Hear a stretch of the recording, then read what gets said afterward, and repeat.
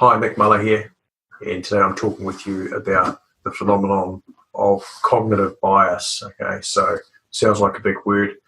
Basically, what it means is that we already know, or we think we already know something about something, and what it means is that because we think we already know about something, that our cup is essentially full, so we're not able to learn anything new.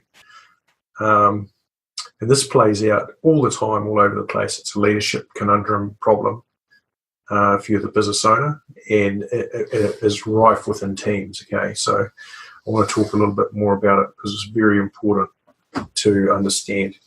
So if our cup's already full, we can't learn anything new, right? So we've got two options. We either empty the cup, which isn't going to happen anytime soon, but if we're moving into new marketplaces and there's new problems and disruptive technology and all these sorts of things that are changing the landscape, then some of the old information that we have in our cup may essentially be useful, but a lot of it's going to be obsolete, right? So Bob Proctor talks about it's not the learned that will survive, it's the learners. Okay, so the learners, the people that are interested in knowing more and curious, are the ones that are going to succeed in an ever-changing environment. Okay, so just coming back to cognitive bias, there is a TED talk from a guy called Dave Logan, and Dave Logan, a lady, Helly Fisher-Wright, and John King did a very intensive study a research project where they found that the way we describe our world or our life, as so to speak, has a profound impact on the outcomes in our life. So our point of view drives our behaviour. Okay, so Bob Proctor talks about paradigms, and paradigm controlling 98% of your daily interactions and how you go forward in your world.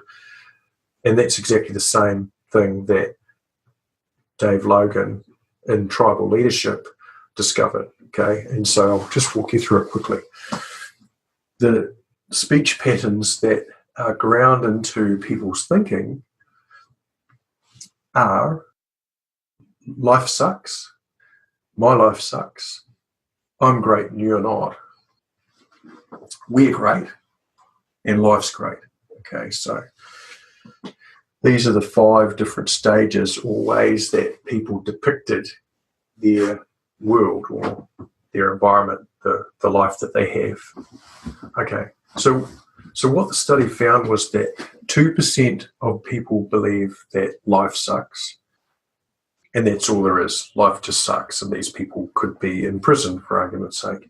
25% of people believe that my life sucks, and these people may be unemployed or long-term unemployed, or their world plays out in direct correlation with their belief system. 49% believe that I'm great and you're not. Okay, so the thing about that is that true? Well, not necessarily, but if you ask an accountant, lawyer, or doctor that, they're probably pretty adamant that that's the case. But that might change from time to time depending on who they're talking to, because then in their world, the other person being greater than them is also completely fine. And that's okay. It just doesn't build collaboration. Okay, so if you've got a bunch of real estate agents in a company, my question is, do you think it's likely that they're going to be collaborative?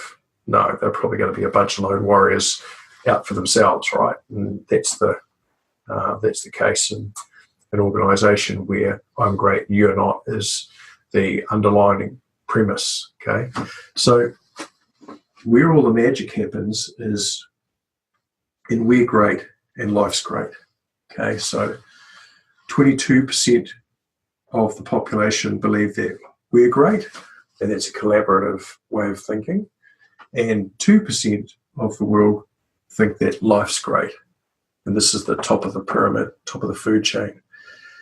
Now, funnily enough, the actual way people think about their world depicts the actions and outcomes they get, not the other way around. So this is where cognitive bias comes in. So if you believe that that's all there is, then you're absolutely right. That's all there will be. Where we get success in companies is when we can shift the culture and the organisation from an I'm great paradigm to a we're great paradigm. Now, sometimes this happens by accident when we're in a buoyant market. So the market's buoyant, everybody's succeeding, the whole company's succeeding, it's all good. Then it's really easy to go, well, we're great, it's all good. We're great, no problem. Problem is when the market goes off the boil and gets a bit flat and there's a change of government and things aren't going quite so well, the organisation can't sustain that way of thinking because they don't consciously have understanding about how it works and how to maintain that culture or that cultural paradigm. Okay, and so what happens is we slip back into the lower ranks, or the lower ranks, they're all there, but the lower paradigms start to play out and start to drive actions and behaviour. Okay, and where does that leave your company? And this is what I'm trying to say. So if we believe that there is another way and our cognitive bias doesn't limit our thinking to, well, this is all there is, then there is a possibility or an option that we can actually start to move our culture into a we're great and life's great paradigm and maintain it, okay, and sustain it even in tough markets. Reason this is important is because, as you're probably well aware but not quite sure how to do it, there are companies that are more successful in tough markets, and those companies are the ones that operate in a we're great and life's great paradigm. I've been talking to one for a couple of weeks now, and they've absolutely smashed it. Like, they totally own a particular segment of the building industry and commercial.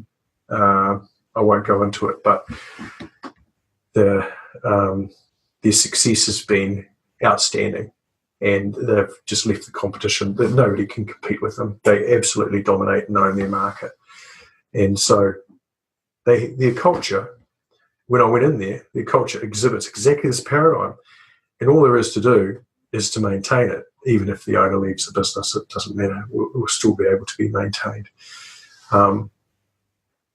So my challenge to you is to start to think about your cognitive bias around your culture, and also think about the people that are operating, and even test it if you like. Download the book, Tribal Leadership. There's a test in there. There's all sorts of stuff online. Watch the Dave Logan TED Talk. It's great. It's fantastic. And look at starting applying this to your business. There is a direct return or higher earnings per share for organisations that operate in a we're great paradigm. That's it for now. Talk to you soon. Cheers.